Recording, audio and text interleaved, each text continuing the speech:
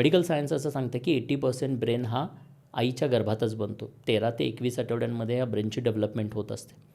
So medical science हेही सांगते की जे काही ब्रेनची डेव्हलपमेंट आहे ती एकदाच असते. म्हणजे 80% गर्भात बनला, डिलिव्हरीनंतर 6 ते 7 वर्षांपर्यंत रिमेनिंग 20% ब्रेनची डेव्हलपमेंट होते आणि त्यानंतर पुन्हा तुमच्या ब्रेनची डेव्हलपमेंट होत नाही. जे काही न्यूरॉन्स तुमचे बनलेले आहेत ते फिक्स असतात.